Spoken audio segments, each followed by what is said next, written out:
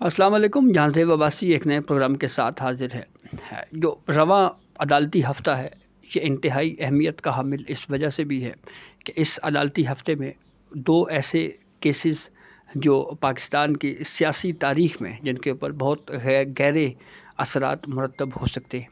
जी हाँ, पहला मामला है सुन्नी इत्तेहाद कौंसल की मखसूस नशस्तों का। ये वही तनाज़ा है जब पाकिस्तान तहरीक-ए-इंसाफ़ आम इंतखाबात में इलेक्शन जीती तो उनके पास पार्टी टिकट नहीं था और आज़ाद हैसियत में ये लोग असम्बलियों में आए। इसकी reasoning supreme court of Pakistan के चीफ जस्टिस काज़ी फ़ाइज़ ईसा की सरबराही में 3 रुकनी बेंच का वो फ़ैसला जिसमें पार्टी इंट्रा पार्टी इलेक्शंस के हवाले से फ़ैसला दिया गया और ये कहा गया कि इंट्रा पार्टी इलेक्शंस दुरुस्त नहीं थे और उसकी बुनियाद के ऊपर पाकिस्तान तहरीक-ए-इंसाफ़ इंतखाबी निशान से न सिर्फ हाथ धो बैठी बल्कि उसके बाद तहरीक-ए-इंसाफ़ के उम्मीदवार जो है उनकी हैसियत भी आज़ाद हो गई। तो तहरीक-ए-इंसाफ़ ने हिकमत अमली के तौर के ऊपर ताकि उनको अपनी रिज़र्व सीट्स मिल सकें, उन्होंने इत्तेहाद किया सुन्नी इत्तेहाद कौंसिल से। लेकिन यहाँ पे आप कमकली कह लें या प्रॉपर वर्किंग नहीं थी पीटीआई की। उन्होंने जिस पॉलिटिकल पार्टी से इत्तेहाद किया सुन्नी इत्तेहाद कौंसिल के साथ, उस सुन्नी इत्तेहाद कौंसिल का अपना कोई भी उम्मीदवार उस आम इंतखाबात के बाद अपनी पार्टी टिकट के ऊपर इलेक्शन लड़कर असम्बली में नहीं आया था। यही जवाज़ बना और फिर इलेक्शन कमीशन ने सुन्नी इत्तेहाद कौंसिल को रिज़र्व सीट्स देने से इनकार कर दिया।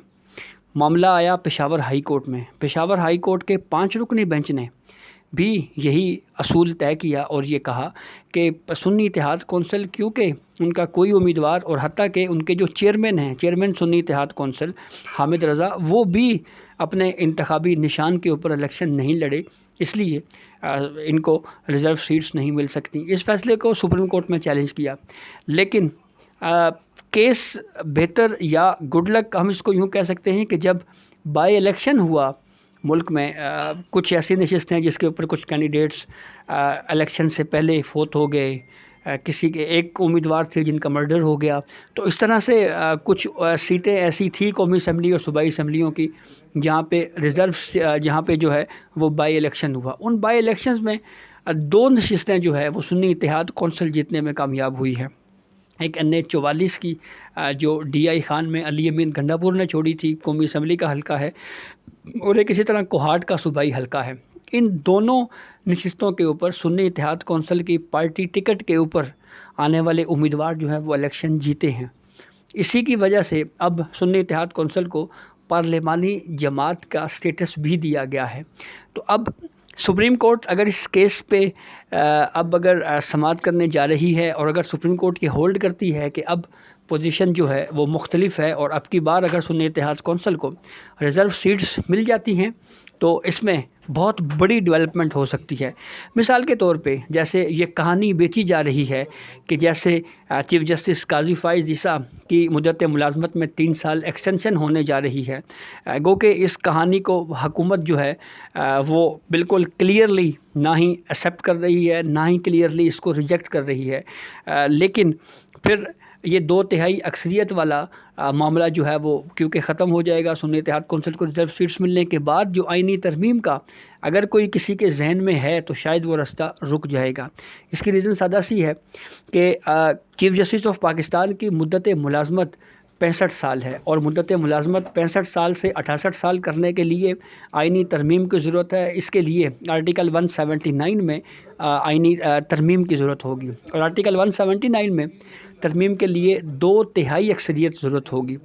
तो अब अगर सुन्नी इत्तेहाद कौंसिल को सुप्रीम कोर्ट से रिज़र्व सीट्स मिल जाती हैं तो फिर वो जो 2/3 वाला मामला है वो बिल्कुल ख़त्म हो जाएगा, क्योंकि पाकिस्तान तहरीक-ए-इंसाफ़ जो है वो खुल के इस मामले के ऊपर ये अपना बयान या अपना व्यू दे चुकी है कि ये जो तरमीम वाला मामला है इस पे हम खुल के मुखालफत करेंगे। ये अलग बात कि कल हो सकता है सूरत हाल ऐसी हो कि यही पाकिस्तान तहरीक इंसाफ हमें यू टर्न लेती हुई दिखाई दे और चीज़ें तब्दील हो जाएं, तो बहरहाल ये केस बहुत अहम है और जस्टिस मंसूर अली शाह, जस्टिस अतर मिनल्ला और जस्टिस मोहम्मद अली मज़हर पर मुश्तमिल सुप्रीम कोर्ट का 3 रुकनी बेंच जो है वो इस केस पर समाअत करेगा।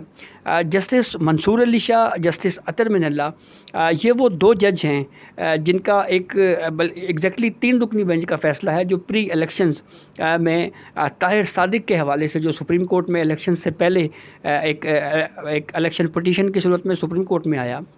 तो इस फैसले में सुप्रीम कोर्ट के 3 रुकनी बेंच ने आर्टिकल 17(2) की अहमियत के ऊपर जोर दिया और ये कहा कि जो पॉलिटिकल पार्टीज़ हैं ये स्ट्रेंथन होंगी तो इसकी वजह से जो जमहूरी प्रोसेस है वो मजबूत होगा।